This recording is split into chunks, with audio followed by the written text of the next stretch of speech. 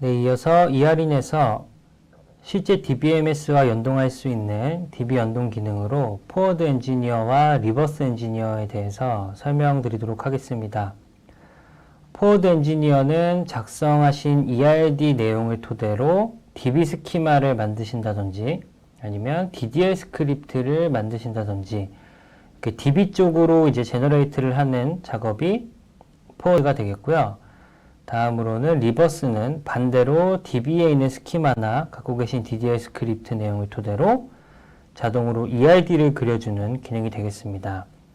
어찌됐건 두 기능 모두 실제 데이터베이스와 연계를 하는 기능이고요. DB에 직접 연계가 힘드신 경우에는 스크립트로 작업도 가능하십니다. 그래서 포워드 엔지니어 먼저 시연으로 보여드리도록 하겠습니다.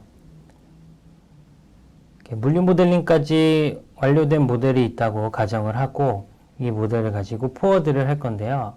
이 액션 메뉴에 보시면 스키마라는 아이콘이 있습니다. 이 아이콘은 피지컬 모델에서만 활성화가 되고요.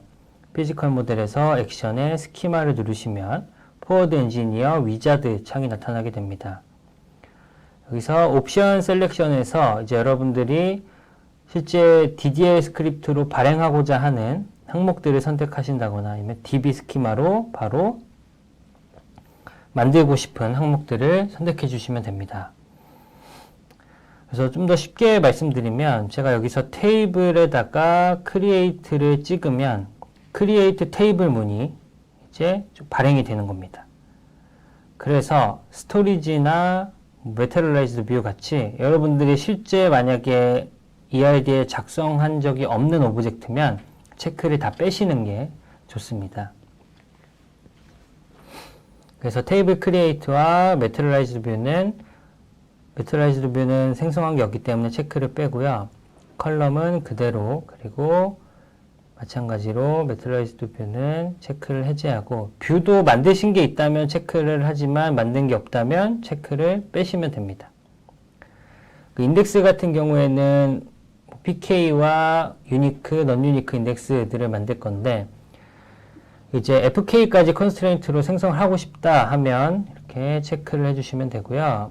다음 참조 무결성 조건은 원하시는 대로 얘도 해주시면 되고, 트리거 같은 경우에도 생성한 게 없으시면 굳이 체크를 하실 필요는 없습니다.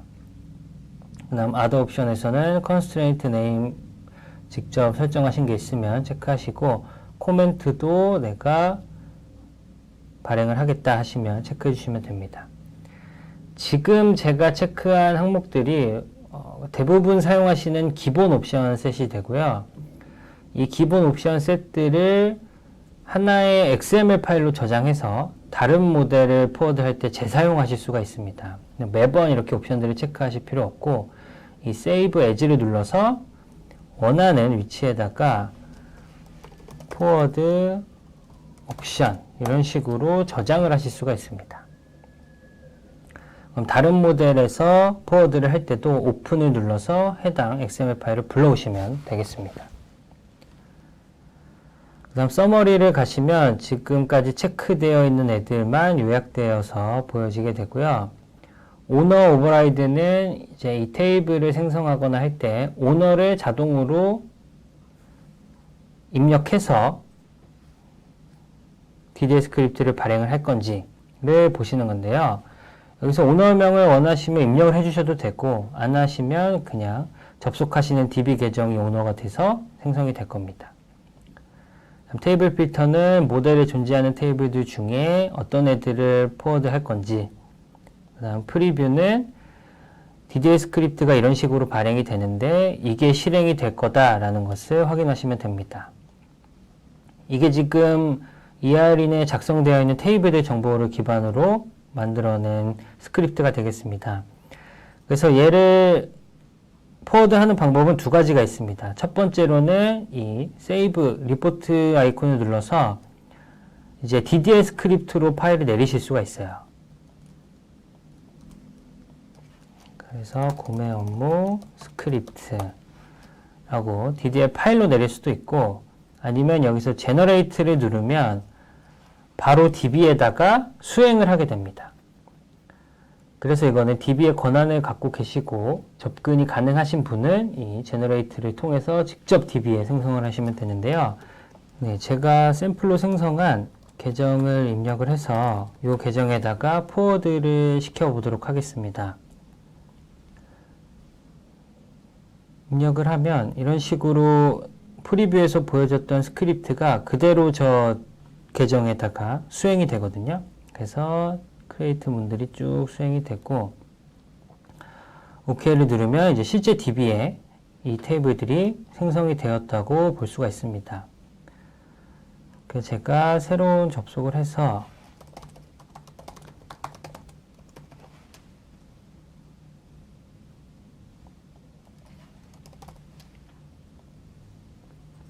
접속을 한 다음에 이 유저가 갖고 있는 테이블을 조회를 해보면 이런 식으로 ER인에서 만들었던 테이블들이 쭉 들어온 것을 보실 수가 있습니다. 그래서 테이블들까지 이렇게 컬럼들도 잘 들어온 것을 볼 수가 있습니다.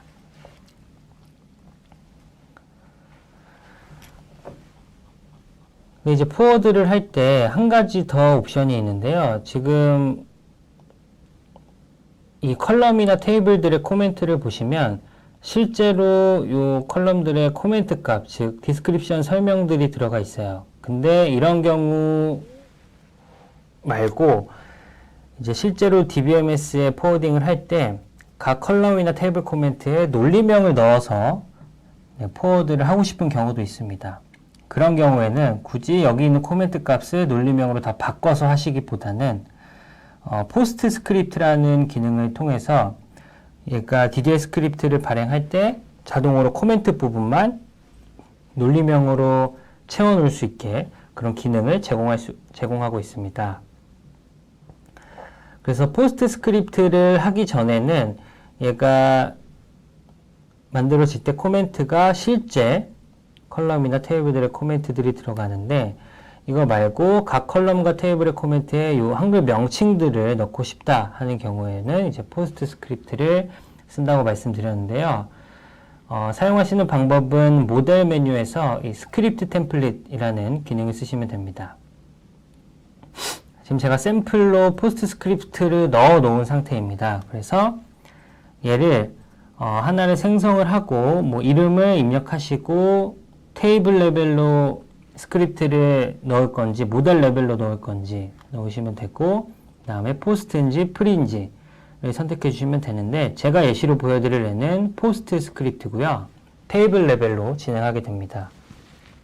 그래서 예시로 이렇게 적혀 있는 스크립트 샘플을 넣게 되면 이제 요 위에 스크립트 템플릿 브라우저라는 버튼을 누르면 원래는 이렇게 나타나 있습니다.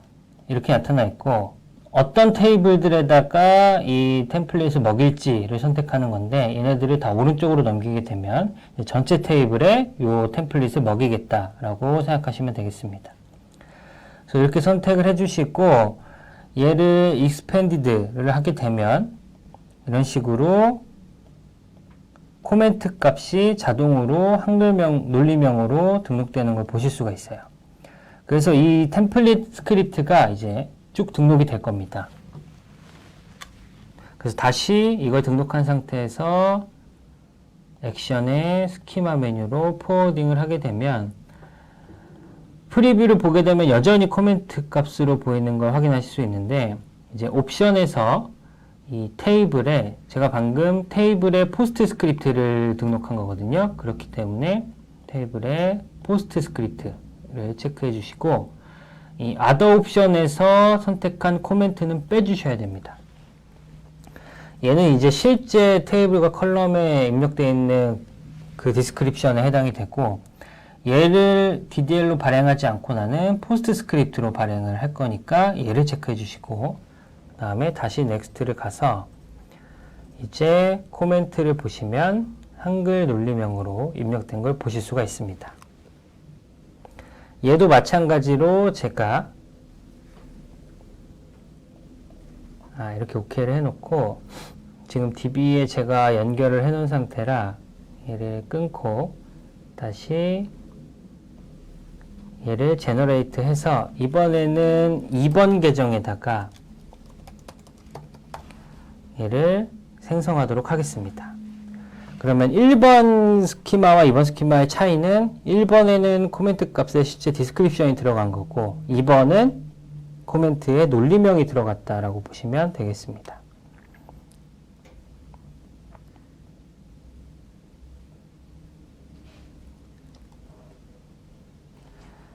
다음으로는 리버스인데요. 리버스는 DB 스키마를 EID로 그려주거나 DDL 스크립트를 EID로 그려주는 기능이 되겠습니다. 저희가 방금까지 작성한 EID를 가지고 스키마도 만들고 스크립트 파일도 만들어 봤는데요. 그럼 이번에는 방금 만들었던 스키마와 스크립트 파일로 반대로 EID를 그려보도록 하겠습니다. 그러면 열려있는 모델을 닫고 아예 아무것도 없는 상태에서 리버스를 해보도록 하겠습니다. 액션 메뉴에서 리버스, 그 다음 로지컬 피지컬에서 오라클에서 리버스를 할 거니까 오라클 모델, 넥스트. 그 다음 여기서 데이터베이스에서 리버스를 할 건지 스크립트 파일에서 할 건지를 선택하시면 돼요. 내가 DB에 직접 접속할 수 있고 해당 오너 계정을 알고 있다면 DB를 선택하시면 되고, 아니다, 나는 DDL 스크립트 파일을 갖고 있다 하면 스크립트를 선택해 주시면 됩니다. 그래서 저는 DB에 직접 연계해서 한번 가져와 볼게요. 데이터베이스를 선택을 하고 포워드와 마찬가지로 이 리버스도 어떤 애들을 리버스 해올 건지를 선택하게 됩니다. 전체를 다 리버스 해올 건지 아니면 내가 필요한 오브젝트들만 할 건지를 선택하시면 되는데, 그래서 가장 흔히 많이 쓰시는 옵션을 보여드리면 일단 체크를 다 해제를 했고요. 테이블에서 테이블 명과 테이블의 피지컬 프로퍼티, 그리고 코멘트, 그리고 키 컨스트레인트, 이거는 이제 인덱스들을 뜻하게 됩니다. 그 다음에 컬럼 프로퍼티에서는 코멘트와 그리고 디폴트 값, 그리고 인덱스에서는 피지컬 프로퍼티, 이 정도로 보통 선택을 하시고요. 여러분들이 더 추가적으로 갖고 오고 싶은 게 있으면 체크를 해주시면 됩니다. 그 다음 우측 상단에 보시면 이제 테이블이나 뷰를 가져올 건데 가져오는 기준을 선택하게 됩니다. 그래서 전체 테이블들을 다 가져올 건지, 이건 어떤 의미냐면 제가 이걸 넥스트를 하게 되면 DB 계정을 입력을 할 거거든요. 여기서 입력한 계정이 갖고 있는 권한의 모든 테이블을 갖고 오는 거를 이제 all이라고 합니다. 그러니까 권한이 있는 모든 테이블을 가져오겠다 하는 게 all이고요.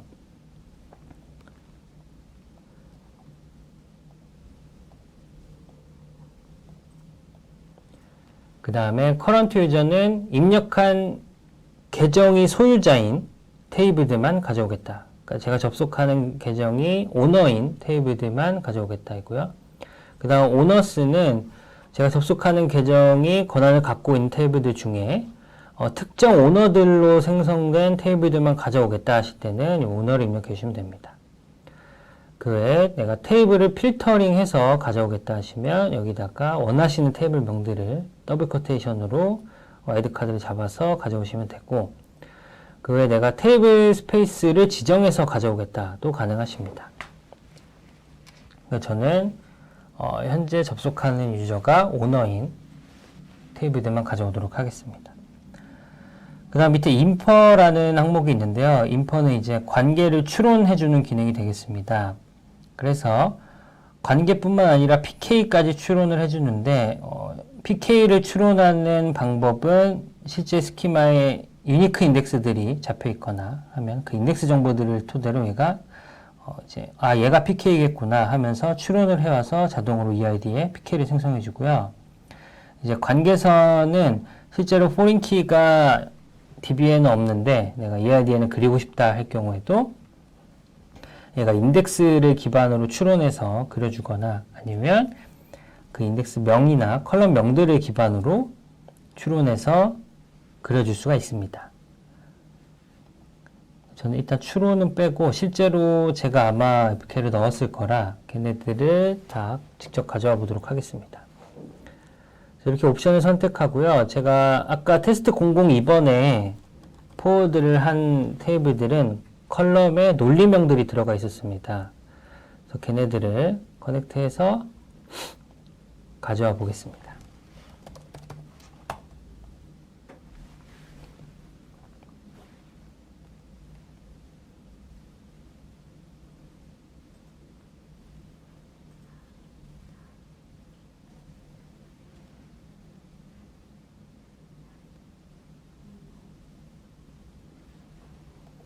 네, 이렇게 해서 리버스가 완료가 되었고요. 네, 리버스를 하고 나서 테이블들을 잘 보시면 테이블 프로퍼티에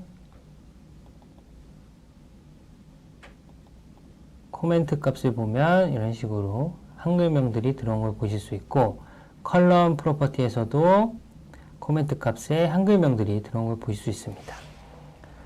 그래서 이렇게 되면 일단 DBMS에 있는 스키마를 EID로 자동으로 그려온 것까지는 성공을 했고요. 실제로는 이제 이 코멘트에 있는 값을 기반으로 제가 한글명을 입히는 것까지 해보려고 합니다. 그래서 일괄적으로 한글명을 입히는 방법은 이 벌크 에디터라는 기능을 통해서 진행이 가능한데요. 벌크 에디터라는 메뉴는 뷰 메뉴에서 펜이라는 항목을 클릭해 보시면 이 벌크 에디터 펜이라는 애가 활성화가 됩니다. 그래서 얘를 실행하신 다음에 얘가 이제 대량으로 모델 정보를 여기다가 리포팅을 해주고, 여기서 제가 수정을 하면 실제 모델까지 변경이 됩니다. 그래서 대량 수정 작업까지 가능한 기능인데요. 여기서 제가 invoke라는 메뉴를 통해서 이 EID에 있는 내용들 중에 추출하고자 하는 항목들을 선택하게 됩니다. 그래서 테이블과 컬럼의 코멘트 값을 뽑을 거고요. 그 코멘트 값을 가지고 논리명을 변경할 거기 때문에 필요한 정보들을 모두 선택하시면 됩니다.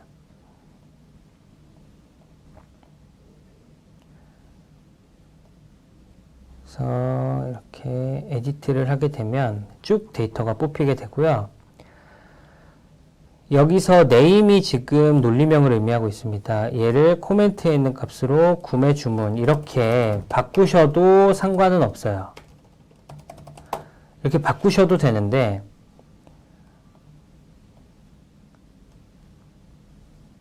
이렇게 바꾸는 게 하나하나 돼야 되기 때문에 이게 굉장히 불편합니다. 그래서 제가 지금 여기서 타이핑으로만 바꿨지만 실제 이름은 구매 주문으로 바뀐 걸 보실 수가 있는데요.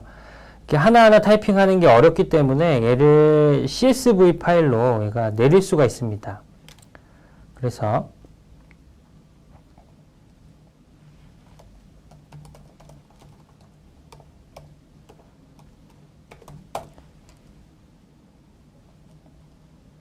구매 업무를 CSV로 내리고 걔를 열면, 제가 한 건만 선택해서 하나만 내려왔네요. 다시 전체를 선택하고 저장해서 여기다가 덮어 씌우고 다시 한번 CSV 파일을 열면 이제 전체 데이터가 다 내려오게 됩니다. 보시면 read only라고 나오는 항목들은 수정을 하시면 안 되고요. 제가 여기서 바꾸고자 하는 내용은 name 이 부분이 되겠습니다. 여기가 지금 논리명이거든요. 논리명을 옆에 있는 코멘트 값으로 붙여 넣을 겁니다. 그래서 여기를 복사하고 여기다 붙여 넣기 하면 이제 이렇게 값이 바뀌겠죠. 그래서 얘를 저장을 하고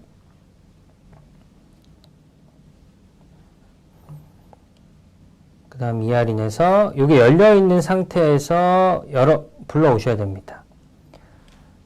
여기 임포트 아이콘 보이시죠? 이 임포트 아이콘을 선택하시고 작성한 CSV 파일을 다시 열면 여기가 이제 쭉 한글명으로 변경이 될 거예요.